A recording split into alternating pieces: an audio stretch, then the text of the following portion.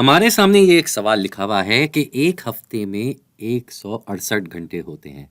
इस तनासुब के हिसाब से दर्ज झैल खाका मुकम्मल करें। अब ये खाका हमें दिया हुआ है और पहली सफ़ में हम देख भी सकते हैं, लिखा हुआ है कि एक हफ्ता और 168 घंटे। अब हमें देखना है कि भाई 3 हफ्तों में कितने घंटे होते हैं। ये 1176 घंटे जो हैं कितने हफ्तों में बनते हैं, और आखिर में हमें ये देखना है कि 8 हफ्तों में कितने घंटे होते हैं। तो एक-एक करके करेंगे, घबराने की कोई बात नहीं है।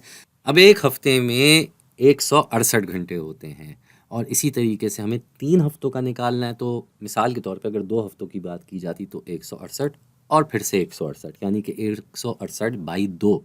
तो 3 हफ्तों के लिए हमें फिर 168 बाई 3 करना होगा। तो हम 168 को 3 से ज़र्ब दे देते हैं। तो 3 से जब इसको हम ज़र्ब देंगे तो क्या हो जाएगा भाई, 8 बाई 3 होता है 24, यहाँ 2 आ जाएगा। फिर 3 बाई 6 होता है 18 और उसमें ये 2 जमा होना है, तो ये हो जाएगा 20 और इस 20 का 2 इधर आ जाएगा। 3 बाई 1 3 और उसमें 2 जमा करेंगे तो 5, यानी कि 504 घंटे होते हैं 3 हफ्तों में। ये तो आ गया। ठीक है भाई, ये हमारे पास जवाब आ गया। अब हमें देखना है कि 168 घंटे अगर एक हफ्ते में हैं तो 1176 घंटे कितने हफ्तों में होंगे। ये थोड़ी हमें इसके लिए अंदाज़ा लगाना पड़ेगा हमें। तो हम क्या करते हैं, 168 को हमें पता है कि 168 जो है वो 5 से करेंगे तो 800 के करीब कुछ नंबर आएगा। उसकी वजह ये कि यहाँ 16 लिखा हुआ है, यानी कि 160 के करीब है।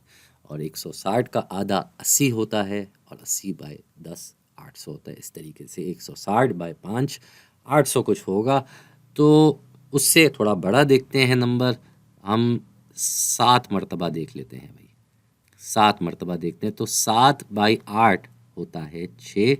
ये 6 56 का है, क्योंकि 8 बाई 7 56 होता है, जिसका 6 हम यहाँ लिखेंगे और 5 हम यहाँ लिख देंगे।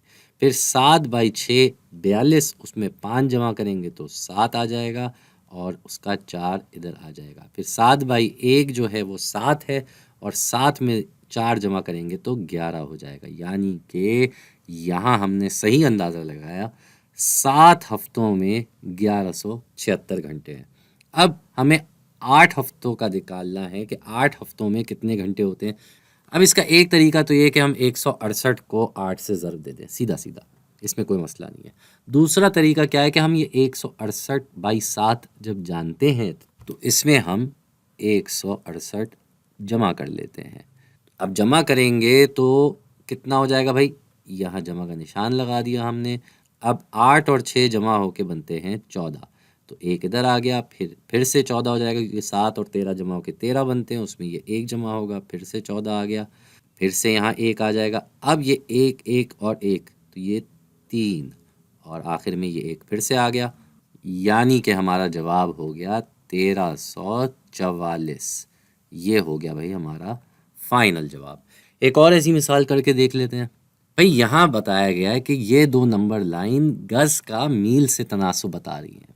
तो यहाँ हम देख सकते हैं मील यहाँ पे 2 एक लिखा हुआ है और 0 लिखा हुआ है, और इस 2 के बिल्कुल ऊपर उसी तरीके से यहाँ 3520 गज, यानी कि 2 मील में 3520 गज होते हैं।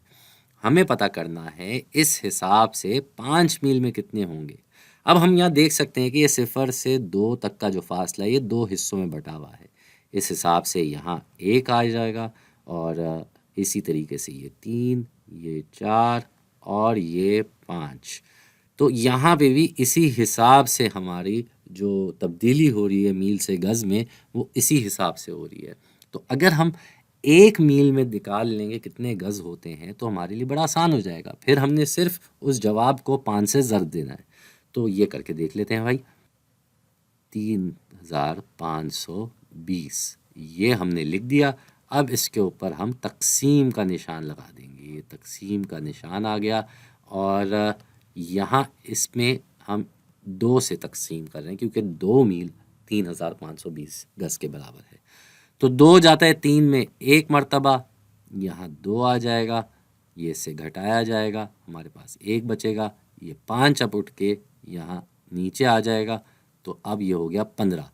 15 में 2 जा सकता है 7 मरतबा, क्योंकि 2/7 होता है 14।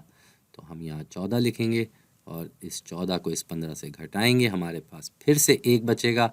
अब ये 2 जो है ये आ जाएगा इधर नीचे, तो 12 में 2 जाता है 6 मरतबा, क्योंकि 2/6 12 होता है, तो ये 12 इससे घटाया जाएगा, कोई बकाया नहीं बचेगा और फिर ये सिफर इधर आ जाएगा, तो सिफर में तो 2 सिफर मरतबा ही जाता है, यानी कि हमारा जवाब आ गया 1760। 1 मील में 1760 गज है। तो अब हमें पता करना है कि 5 मील में कितने होते हैं भाई, कोई मसला ही नहीं है। हम इस 1760 को 5 से ज़र्ब दे देंगे, तो इसको अगर हम 5 से ज़र्ब देते हैं तो हमारे पास क्या जवाब आता है, ये देख लेते हैं यहाँ पे भाई। 5/0 सिफर होता है, फिर 5/6 30, उसका सिफर यहाँ आ गया और 3 जो है वो इधर आ जाएगा।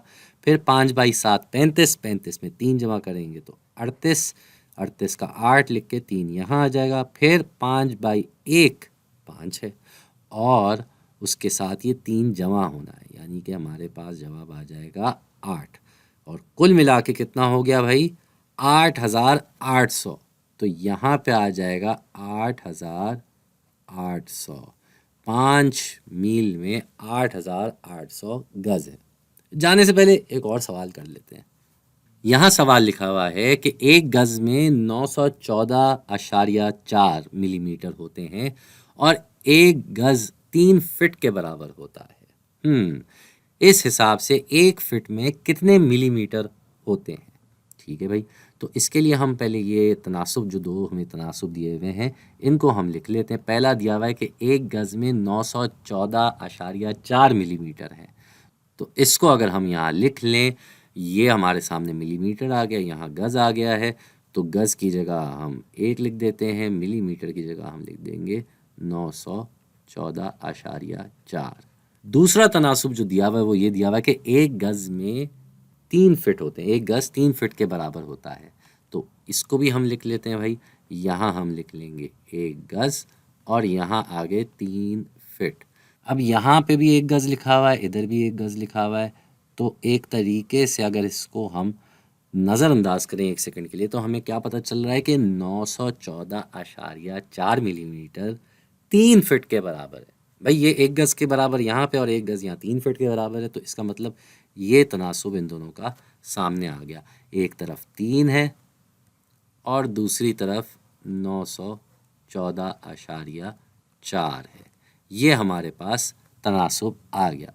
अब हमें देखना है कि 1 फिट में कितने मिलीमीटर होते हैं, तो यहाँ हम देख सकते हैं कि ये 3 जो है क्या हो रहा है, इसके साथ ये तकसीम हो रहा है 3 से, तभी 1 बन रहा है।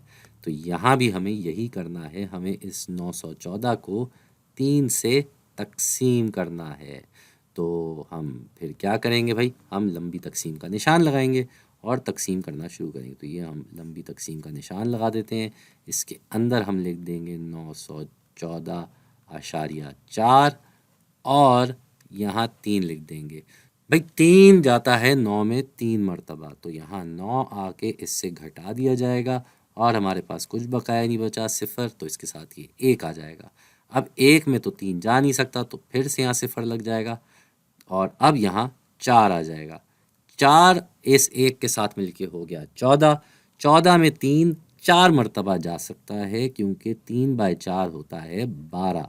तो अब हमने यहाँ 12 लिखा और 12 से इसको घटा दिया, 2 बकाया आया। अब ये 4 जो है हम नीचे ले आएंगे, इसको 24 बना देंगे, लेकिन इसके साथ साथ क्या है, यहाँ पे आशारिया है, तो इधर जवाब की जगह पे भी एक आशारिया आ जाएगा। अब 24 में 3 जाता है 8 मरतबा, तो 8/3 होता है 24, यानी कि हमारे पास कोई बकाया नहीं बचेगा, यहाँ सिफर और ये सिफर आ जाएगा और हमारा जवाब भी आ गया 304.8 मिलीमीटर। तो यहाँ हम अपना जवाब लिख देते हैं 304.8। तो 1 फिट में कुल मिला के 304.8 8 मिलीमीटर होते हैं। और इसके साथ ही हमारी वीडियो का इख्तिताम हो